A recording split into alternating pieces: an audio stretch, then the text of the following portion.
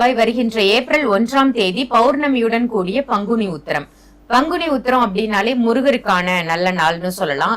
நிறைய பேருக்கு வேண்டுதல் இருக்கும், நிறைவேறாம இருக்கும். அன்றைய தினம் என்ன மாதிரி நம்ம அந்த வேண்டுதலை நிறைவேற்றி கொள்ளலாம்? பங்குனி உத்திரத்தில் பார்த்தீங்கன்னா அன்றைக்கி பௌர்ணமி முன்னிட்டு நீங்கள் செய்யக்கூடிய வேலை முருகருக்கு நீங்கள் நினச்சிருந்தீங்கன்னா, நீங்கள் முருகரை வழிபடுற ஆளாக இருந்தீங்கன்னா ரொம்ப பெரிய விஷயம் கிடையாது. ரொம்ப நீட் அண்ட் கிளியராக சிம்பிளாக சொல்லிடுறேன்.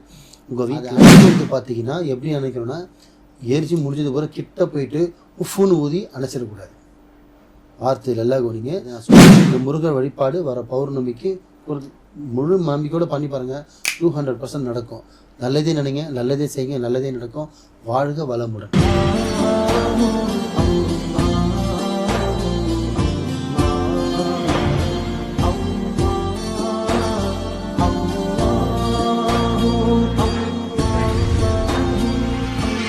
மர்ஜன் மனிதர்கள் அனைவருக்கும் அன்பான வணக்கங்கள். பொருள் காவாங்கரை ட்ரிபிள் டவர்ஸ்ல இருக்கக்கூடிய மாலிக் பாய் அவர்களை தான் சந்திக்க வந்திருக்கோம். வணக்கம் பாய். வணக்கம் பாய். வருகின்ற ஏப்ரல் 1ஆம் தேதி பௌர்ணமியுடன் கூடிய பங்குனி உத்திரம். பங்குனி உத்திரம் அப்படின்னாலே முருகருக்கான நல்ல நாள்னு சொல்லலாம். நிறைய பேருக்கு வேண்டுதல் இருக்கும், நிறைவேறாம இருக்கும். அன்றைய தினம் என்ன மாதிரி நம்ம அந்த வேண்டுதலை நிறைவேற்றி கொள்ளலாம்? ஆக்சுவலி பங்குனி உத்திரன்றது பார்த்தீங்கன்னா அன்றைக்கி வந்து பார்த்தீங்கன்னா பௌர்ணமியும் வருது, ப்ளஸ் பங்குனி உத்திரம் வருது. முருகருக்கு வந்து நான் சொல்கிறீங்க இல்லையா, அது உண்மையான விஷயம் தான். முருகருக்கு வழிபாடுறதே வந்து பார்த்தீங்கன்னா நான் என்ன அது பாய் முருகரை பற்றி பேசுகிறாரில்ல, பாய் வந்து நல்ல விஷயம் யார் வேணாலும் பேசலாம். முருகரை பற்றி பேசினாலும் சரி, விநாயகரை பற்றி பேசினாலும், ஆஞ்சநேயரை பற்றி, நபிகள் நாயகத்தை பற்றி பேசினாலும் சரி, யாரை பற்றி பேசினாலும் சரி, நல்ல விஷயத்த 4 பேருக்கு சொல்கிறது தப்பு கிடையாது. நமக்கு தெரிஞ்ச விஷயத்தை நான் வந்து ஒரு என்ன சொல்கிறது, பெரிய பெரிய மகான்களோட பழகிருக்கோம், மகானோட இருக்கோம். என்னோட ஆசான்கள் குருகள் பார்த்தீங்கன்னா எல்லா விஷயமும் கற்றுக் கொடுத்துருக்காங்க. மாந்திரிகத்தை வந்து வசியம் பண்ணுறதோ, ஆண் பெண் வசியம், சைத்தான் ஓட்டோ, ஜின்னு ஓட்ட சொல்லித்தரல. ஒரு மனுஷன் வாழ்கிறதுக்கு என்ன வேணும் அதுவும் சொல்லி கொடுத்துருக்காங்க. அதுவும் தான் நம்ம தெரிஞ்சு வச்சுருக்கோம். அதனால தான் மக்களுக்கு சொல்கிறது. ஸோ இப்போ இந்த பங்குனி உத்திரத்தில் பார்த்தீங்கன்னா அன்றைக்கி பௌர்ணமி முன்னிட்டு நீங்கள் செய்யக்கூடிய வேலை முருகருக்கு நீங்கள் நினச்சிருந்தீங்கன்னா, நீங்கள் முருகரை வழிபடுற ஆளாக இருந்தீங்கன்னா ரொம்ப பெரிய விஷயம் கிடையாது. ரொம்ப நீட் அண்ட் கிளியராக சிம்பிளாக சொல்லிடுறேன். உங்கள் வீட்டில் காலையில் வீட்டை ஃபுல்லாக சுத்தம் பண்ணிவிடுங்க. வீட்டில் நல்லா சுத்தமாக பெருக்கிட்டு சுத்தமாக தொடச்சிருங்க. நல்லா வீட்டில் நறுமணம், தூபம்லாம் காமிச்சிருங்க. வீடை வந்து நல்லா பாசிட்டிவ் வைப்பில் வச்சுருங்க. நீங்கள் கபோர்டோ இல்லை பூஜாரியோ இல்லை ரூமோ என்ன இருக்கோ அதுக்கு கீழே சாட்சகமாக உட்காந்துக்குங்க. உட்காந்துட்டு 6 வெத்தலை எப்படி இருக்கணும்னா சின்னதாக இருக்கணும், நல்லா பெருசாக இருக்கணும். கமர் வெத்தலை மாதிரி நல்லா பெரிய வெத்தலையாக இருக்கணும். நல்லா 6 வெத்தலை வச்சுட்டு அதுக்கு மேலே 6 அகல் விளக்கு தீபத்தை வைக்கணும். ஓகேங்களா? அதுக்கு எதிர்க்க முருகர் படம் இருந்தாலும் பரவாயில்ல, முருகர் சிலை இருந்தாலும் பரவாயில்ல, இல்லை மற்ற படங்கள் இருக்குங்க, முருகர் படம் இல்லை ஆனால் முருகருக்காக தான் அந்த பரிகாரம் பண்ணுறதுனாலும் பண்ணலாம். ஏன்னா என்ன வைக்க போகிறது முருகர் மேலே தான். அதுக்கு முருகர் சிலை தான் இருக்கணும், முருகர் இருக்கணும்னு அவசியம் கிடையாது. மனசுலேயே பிரார்த்தனை பண்ணி வார்த்தை புரியுதுங்களா? இல்லைங்க என்கிட்ட எந்த படமும் இல்லைங்க, இது பண்ணலாமான்னா பண்ணலாம். இறைவன் எங்கே வேணாலும் இருப்பான். அதனால் 6 வெத்தலை வச்சு 6 அகல் விளக்கு வச்சு அதில் பஞ்சு திரியை போட்டு நெய்யை ஊற்றணும். நல்லெண்ணெய் கிடையாது, நெய்யை ஊற்றணும். நெய்யை ஊற்றிட்டு விளக்கு ஏற்றணும்.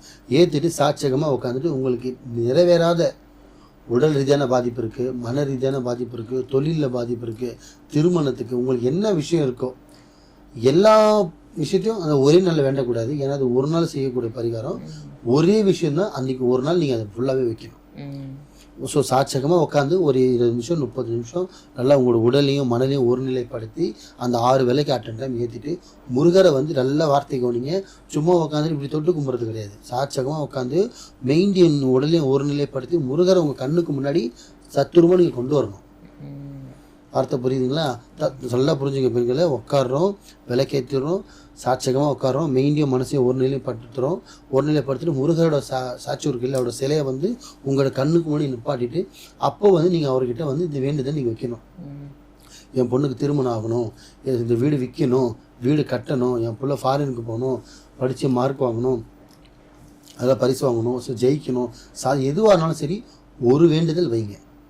வச்சு கிட்டத்தட்ட ஒரு 20 நிமிஷம் நல்லா ஒரு 10 நிமிஷம் நார்மலாக உட்காருங்க. தம் பிடிச்சி ஏகமெல்லாம் உட்காருன்னா சாட்சகமாக உட்காந்தாலே போதும். உட்காந்துட்டு நீங்கள் எந்திரிச்சிடுங்க. மனசார வேண்டிட்டு எந்திரிச்சிடுங்க. விளக்கு எவ்வளோ நேரம் எரியணும்னா 1 மணி நேரம் எரியணும். இந்த பரிகாரம் எப்போ செய்யணும்னா அதிகபட்சம் சூரியன் மறைஞ்சு 6 மணிலேருந்து ஒரு 8 மணி, அதிகபட்சம் 9 மணிக்குள்ளே பண்ணிடுங்க. 9 மணி ரொம்ப மிட் நைட் தள்ளாதீங்க. 9 மணி சாயந்தர வேலைன்னு சொல்லுவாங்க இல்லையா, 6 to 9 1 மணி நேரம். 6 to 7 இல்லை 7 to 8 இல்லை 8 to 9 இந்த 3 நேரத்தை எது செட் ஆகுமோ. ஆனால் அதிகமாக பவர் நல்லா இருக்கிறது பார்த்தீங்கன்னா இந்த 6 to 7 தான். ஸோ 1 மணி நேரம் விளக்கு ஏறிட்டோம். நீங்கள் உட்கார போகிறது இந்த ஒரு 10 நிமிஷம் தான். நினைச்சிட்டு உங்கள் வேலையை பார்த்துக்கிட்டு இருங்க. அந்த 6 விளக்கும் ஏறிட்டோம். அதை அணைக்கிறது பார்த்தீங்கன்னா எப்படி அணைக்கணும்னா, எரிச்சு முடிஞ்சது பிறகு கிட்ட போயிட்டு உஃப்னு ஊதி அணைச்சிடக்கூடாது. வார்த்தையில் எல்லாம் கோனிங்க. எண்ணெயில் வந்து திரியை வந்து பொறுமையாக கீழே இறக்கி விடணும். அப்படி இல்லைங்க எனக்கு சுடாதுன்னா நீங்கள் கையால் எப்படி அணைக்கலாம், எப்படி இப்படி அணைக்கலாம். இல்லை அகல் விளக்கு வந்து இப்படி அகல் விளக்கு வந்து திரியை வந்து எண்ணெயில் பார்த்த மாதிரி இழுத்திங்கனாலே அது அணைஞ்சிரும். அதை விட்டு கிட்ட போய் இப்படி விசிறுற மாதிரி பண்ணுறது, ஊதுறது, எச்சப்படுறது பண்ணக்கூடாது. இது பண்ணிங்கன்னா இவ்வளோ பேர் பரிகாரம் பண்ணி ரோஜெல்லாம் போகணும். ஏன்னா தமிழ் கடவுள்லேயே வந்து மூத்த கடவுள் பார்த்தீங்கன்னா சிவனுக்கு அடுத்தது தமிழ் கடவுளை வணங்குற ஒரே கடவுள்னா முருகப்பெருமாள் தான். ஆமா தானே? ஆமா, உண்மை. ஸோ அந்த வழிபாடு பண்ணுறவங்க வந்து ரொம்ப பயபக்தியாக பண்ணுங்க. அவரை நம்புற எல்லாம் இறைவன் ஒன்றுதாம்மா. அவரோட உருவங்கள் தான் வேற, நம்பிக்கை தான் வேற. ஸோ அதனால தான் அனைத்தும் பேசுவேன். என்னை யார் எது சொன்னாலும் ஐ டோன்ட் கேர்ன்ட்டு போகிறாள். நல்லது நடக்குதா, நல்லா இருக்கியா, அந்த ஸ்கோர் எனக்கு கிடைக்குதா, வாழ்த்துறியா, அந்த வாழ்த்து எனக்கு போதும்.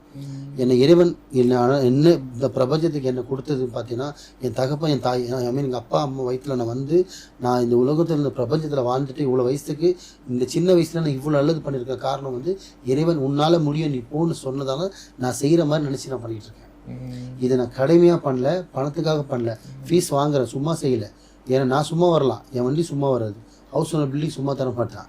ஸோ ஃபீஸ் வாங்குவோம். பட் நல்லது எதுக்கு பண்ணுறோன்னா அப்போ தான் மக்களுக்கு புரியும், நம்மளால் முடிஞ்சது நம்ம நல்லது பண்ணுறோம். ஸோ இதை நான் சொன்ன இந்த முருகர் வழிபாடு வர பௌர்ணமிக்கு ஒரு முழு நம்பிக்கையோடு பண்ணி பாருங்கள். 200% நடக்கும். நல்லதே நினைங்க, நல்லதே செய்யுங்க, நல்லதே நடக்கும். வாழ்க வளமுடன். சிறப்பு பாய். ஒவ்வொரு பௌர்ணமிக்கும் நிறைய சிறப்புகள் சொல்லியிருக்கீங்க. இந்த தடவை வரக்கூடிய பங்குனி உத்திரத்துடன் கூடிய பௌர்ணமி அன்று முருகர் வழிபாடு எப்படி செய்யணும்னு சொன்னீங்க. நல்ல தகவல். நன்றி பாய். நன்றி.